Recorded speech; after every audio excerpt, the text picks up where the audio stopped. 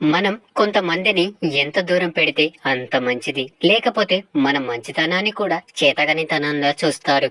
నీతిగా బ్రతికే వాడికి నిందలెక్కువ, బాధ్యతగా బ్రతికే వాడికి బాధలెక్కువ.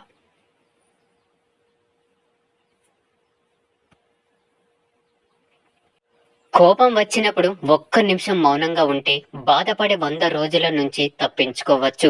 నీవు గాయం గురించి కాదు ఆలోచించాల్సింది, ఎలా కోలుకోవాలని ఆలోచించు. పడిపోవడం గురించి కాదు ఆలోచించాల్సింది, ఎలా నిలబడాలి అని ఆలోచించు. నోరు లేని మేకల్ని బలిస్తారు కాని సింహాన్ని కాదు, గుర్తుంచుకో. కాబట్టి మేకలా కాకుండా సింహాల్లా జీవించు. గెలిచిన వాళ్ళు నీతులు చెప్తారు, ఓడిన వాళ్ళు అనుభవాలు చెబుతారు. గెలిచిన వాళ్ళతో నీతులు చెప్పించుకోవడం కన్నా ఓడిన వాళ్ళతో అనుభవాలు చెప్పించుకోవడం మంచిది. పడిపోతే పైకి లేపేందుకు ఎవరు లేరని గ్రహించిన వాడు వేసే ప్రతి అడుగు ఆలోచించే వేస్తాడు. నీవు ఒక నిర్ణయం తీసుకున్నాక మార్గం ఎలా ఉన్నా గమ్యం చేరాల్సిందే.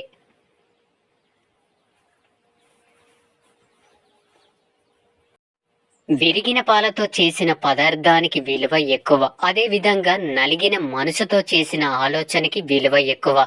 చావు బ్రతుకులు ఎక్కడ ఉండవు. ధైర్యంలోనే బ్రతుకు ఉంటుంది, భయంలోనే చావు ఉంటుంది.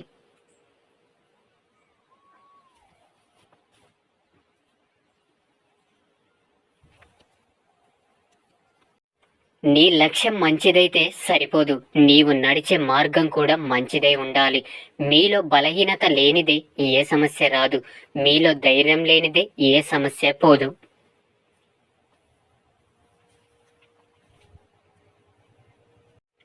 నీకు ఇష్టముంటే చేదు కూడా తీయగానే ఉంటుంది. నీవు కష్టమంటే దూది కూడా భారంగానే అనిపిస్తుంది. నీ విలువ ఎవరికి అర్థం కాదో వాళ్ళని పట్టించుకోకు. ఎవరు నీ విలువని గౌరవిస్తారో వాళ్ళని అశ్రద్ధ చెయ్యకు.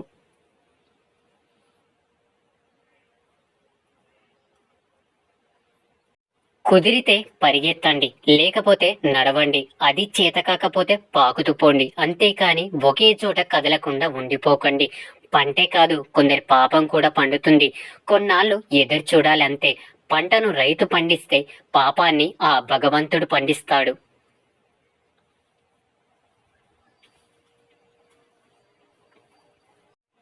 ఏం మాట్లాడాలో తెలిసిన వాడు, ఏం మాట్లాడకూడదో తెలుసుకోగలిగిన వాడు వివేకవంతుడు. ఇష్టం, కోరిక అనేవి మిమ్మల్ని బానిసగా మారుస్తాయి. ఓపిక, ఆశయం అనేవి మిమ్మల్ని ఎప్పటికైనా రాజులు చేస్తాయి. నీ మనసును నీవు అదుపు చేసుకోకపోతే అదే నీకు ప్రధాన శత్రువుగా మారుతుంది. నిన్ను ఎవరో ఎగతాళి చేశారని మీ జీవితం ఆగిపోకూడదు.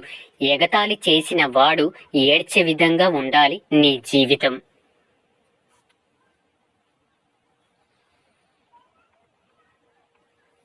నీవు రోడ్డు మీద రాయిలా ఉండకు, ఎవడో ఒకడు తన్నేస్తాడు. ఊరి చివర కొండలా ఉండు, తాకడానికి కూడా ఆలోచిస్తాడు.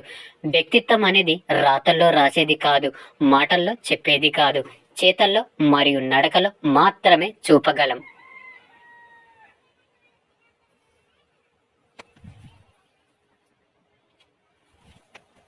ఈ సమాజం చెడ్డది కావచ్చు, అడుగడుగున మోసం జరగవచ్చు, కానీ నీవు మంచిగా ఉండాలనుకుంటే ఏ దుష్ట శక్తి నిన్ను ఆపలేదు. నమ్మకం అనేది ఒక బలం. ఆ బలం పోగొట్టుకుంటే ఏ బంధము తోడు ఉండదు.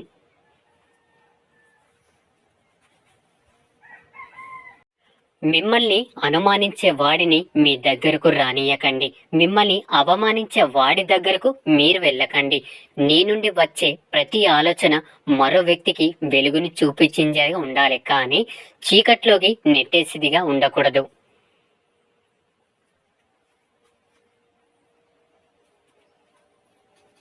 ఏ వ్యక్తి అయినా ఎప్పుడు పూర్తిగా ముక్కుసూటిగా ఉండరాదు. ఎందుకంటే ప్రవాహంలో ముందు కొట్టుకుపోయేవి సూటిగా ఉండే చెట్లే కానీ వంగిపోయే చెట్లు కాదు.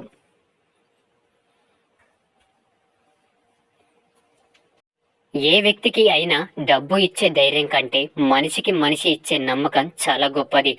ఏదో ఒకనాడు తెగిపోతుందని తెలిసి కూడా తెంచుకోలేనంతగా బంధాన్ని పెంచుకోవడమే మనిషికి ఉండే పెద్ద బలహీనత.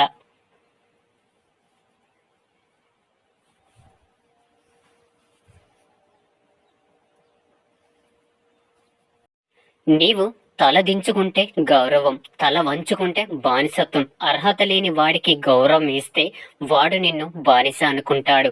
ఖర్చు విలువ తెలియకుండా అర్ధాంగిని, కష్టం విలువ తెలియకుండా కుమారుడిని.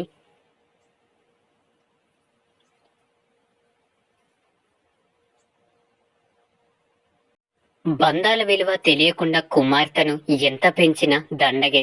మీ బలం ఉపయోగించి ఎదుటివారి మీద గెలవడం చాలా సులభం, కానీ మీ గుణం ఉపయోగించి మనసు గెలవడం చాలా కష్టం.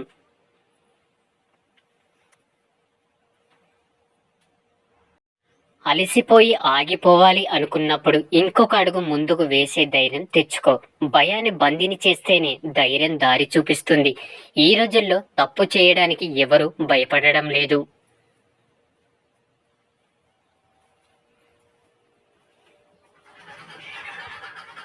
చేసిన తప్పు బయటపడకుండా ఉండడం కోసం మాత్రమే భయపడుతున్నారు. మీ దగ్గర ఏమీ లేనప్పుడు మీకు ఉండే ఓపిక, మీ దగ్గర అన్ని ఉన్నప్పుడు మీ ప్రవర్తన, ఈ రెండు విషయాలు మీరు ఎలాంటి వారో తెలియజేస్తాయి.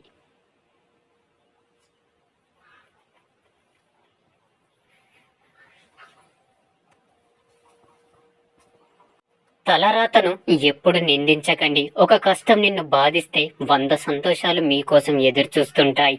ఈ సమాజం చాలా విచిత్రమైనది. ఇక్కడ అబద్ధాలు చెప్తేనే బంధాలు నిలబడతాయి, నిజం చెప్తే విరిగిపోతాయి. మీ నిజాయితీ, ధైర్యం, తెలివితేటలు ఇవేమి మిమ్మల్ని గెలిపించలేనప్పుడు మీ ఓర్పు, సహనం మాత్రమే మిమ్మల్ని గెలిపించగలవు. ఓర్పుగా పనిచేస్తే నీ శ్రమ ఎప్పటికీ వృధా కాదు. ఓర్పుగా పనిచేసి చూడు, నీ శ్రమకు తగిన ప్రతిఫలం తప్పకుండా దొరుకుతుంది. ఎదుటి వాళ్ళలో తప్పులు వెతకడమే పనిగా పెట్టుకుంటే బంధువులు, స్నేహితులు ఎవరు మిగలరు. ఎవరి తప్పు పట్టవద్దు, ఎవరి పరిస్థితులు వారివి.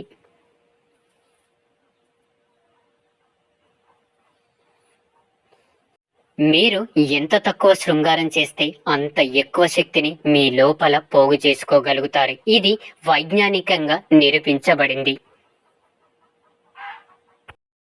జరిగిపోయిన దాని గురించి ఎప్పుడు చింతించకండి. ఎందుకంటే మీకు జరిగే మంచి మీకు ఆనందాన్ని ఇస్తే, జరిగిన చెడు మీకు అనుభవాన్ని ఇస్తుంది.